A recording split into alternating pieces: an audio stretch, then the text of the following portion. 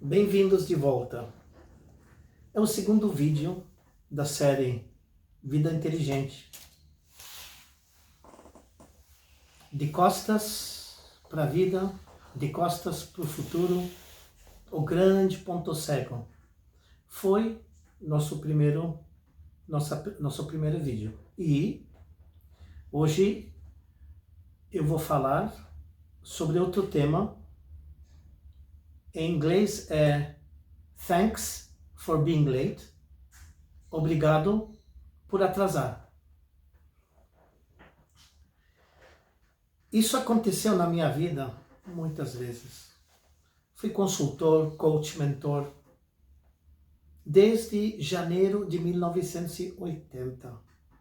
Fiquei 20 e tantos anos na Johnson & Johnson, dando consultoria e mentoria para presidência, diretoria e para gerentes e outras empresas de mentoria e consultoria no Nestlé.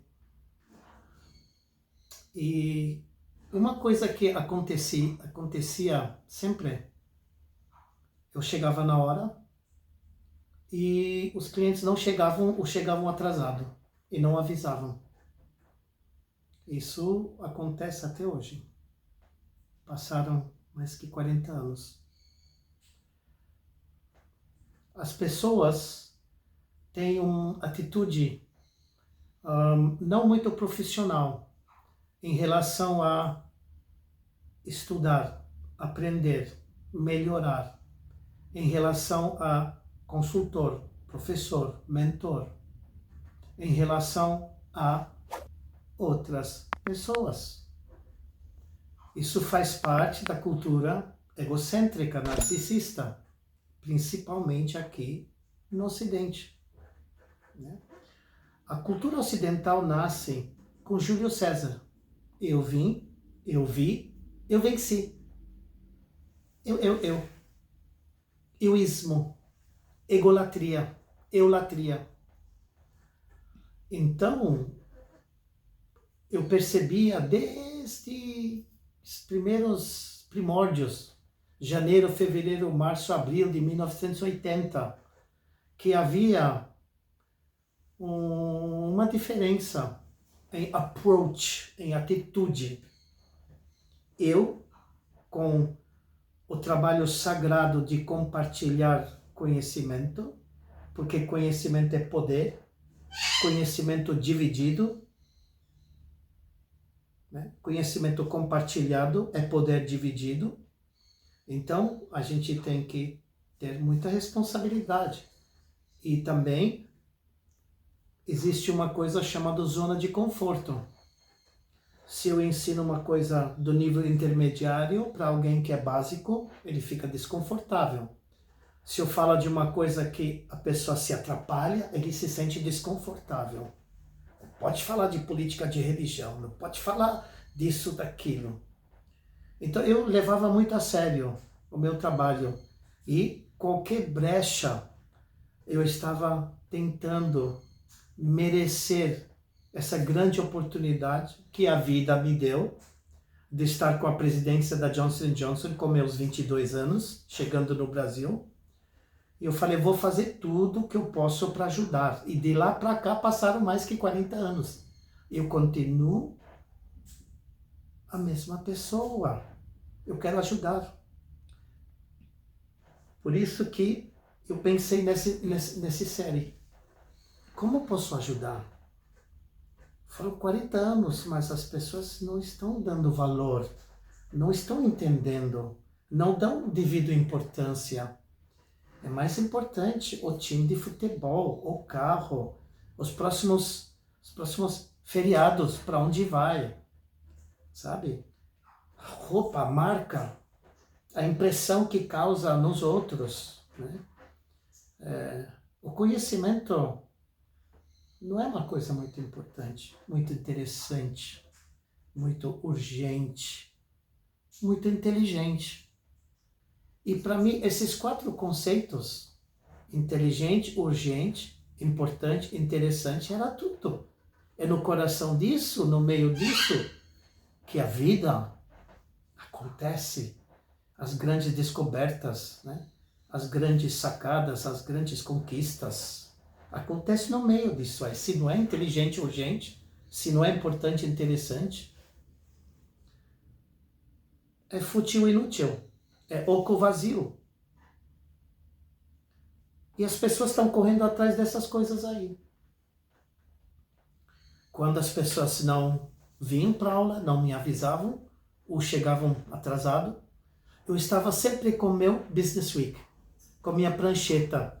Estava observando a empresa, quem é quem, o que é o que, qual é a linha de comando, como é que é o espaço, onde ficam as mulheres, onde ficam os grandes chefões. A pessoa atrasava, eu observava, olhava, eu lia, fazia matriz, mapeava. Aí a secretária aparece, fulano não vai fazer aula hoje, tá? Ok. Mas alguém teve aula, fui eu. Eu fui meu primeiro cliente e sempre meu último. E de longe, de longe, de longe sou o melhor cliente que eu jamais tive. Porque cada segundo que eu estou tentando entender alguma coisa, ensinar alguma coisa, eu estou aprendendo. Tem um ditado zen que diz: ensinando que se aprende. Para um ensinar, dois precisam aprender. Então, onde eu estou, onde eu estava, é sala de aula. Pode ser no topo da montanha das Himalaias. Pode ser na floresta. Mas eu estou tendo aula com a vida. Maior professor de todos os tempos, né? A maior professora é a Mãe Vida, a Senhora Vida, que ela vai direcionando você, orientando você. Ela vai, né, ajeitando você na marra, se precisar, para você acordar, para você despertar para a vida. Eu percebi que a maior falha se chama síndrome de impostor. A pessoa é presidente da empresa, é um lobbyista, é alguém de confiança de alguém. A pessoa é diretor porque é, sim senhor, do presidente. Não chama muita atenção, não pergunta, não questiona.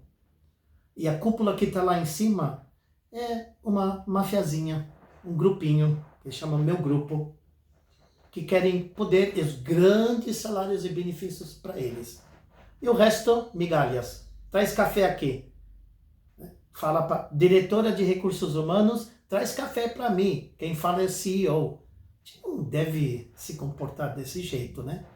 Mas esse jeito de ser, de se relacionar, de tratar os outros, ele vem do Júlio César, a pompa romana. Todas as estradas levam para Roma, para o Ocidente. O resto estão aqui para nos servir, incluindo nossos filhos e nossas mulheres. Então, eu fui percebendo, década dos 80, crash atrás de crash. Plano cruzado, flop, desastre.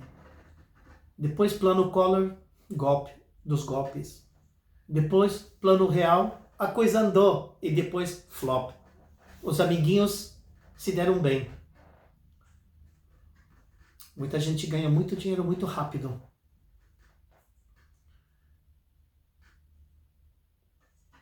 E tem um ditado oriental que diz: a melhor coisa que acontece com você pode ser a pior coisa. Porque você acha que tudo é fácil, que você ganhou, que está todo mundo aí para servir você. E a pior coisa que acontece com você pode ser a melhor coisa. Porque você abre os olhos e cai na real. Easy life, hard future. Very, very easy life, no future. Aí você tem o conceito entitlement. O mundo me deve. Como assim? Né? Como assim? A vida se resume em street party, né? Partying all the time, casa de praia, casa de campo, shopping, Hi, hi, ha, ha. O resto da humanidade sofre.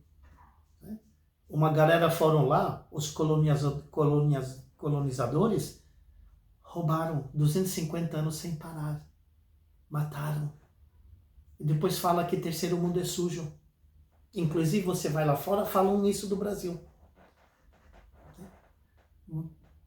Pode ser que tem mais que 500 bilhões de dólares que foi roubado do Brasil no exterior. E falam mal do Brasil. Interessante, né? Tem Panama Papers, tem Bahamas, tem 250 anos de roubo. Contas lá fora de dinheiro que foi tirado do Brasil, do povo do brasileiro, recebendo os salários mínimos. E lá em cima, thanks for being late. A pessoa não aparece. Da onde? Né? Comendador, gostosão. Mesmo que a empresa está pagando, eu recebia. Durante 20 e tantos anos na Johnson & Johnson, nunca deixei de receber. E aí, em compensação, eu dava aula para secretárias pro bono. Porque a empresa não queria pagar para mulheres, secretárias. Dava aula para segurança. Ninguém olha para segurança. Aí eu fui percebendo que existe um mal que cria um mal-estar. Esse mal se chama egolatria, narcisismo. Tudo para nós, para mim e para meus puxa-sacos, meu grupinho. E o resto, esquece. Está aí para trazer o café. Então, o conceito thanks for being late é um conceito que tem duas conotações. Mostra a realidade de pessoas que estão lá em cima e o governo está pagando ou a empresa está pagando, mas não estão nem aí. Sabe? Síndrome de impostor. Por outro lado, para mim, thanks for being late, porque a pessoa não fazia aula, eu fazia. Eu anotava, eu lia, sempre andava com prancheta e livrinhos, que vocês estão vendo aqui. E todos esses livros virou pasta, com 20 páginas. E eu coloquei em prática nos próximos 20 e 40 anos. Thanks for being late. Eu consegui dar aula para mim o dia inteiro, porque não só durante 20 anos, durante esses últimos 40 anos, todo mundo falta, a pessoa não está nem aí. Mas eu estou aí. Eu vou estar aqui, melhorando, melhorando, melhorando. Até o próximo vídeo.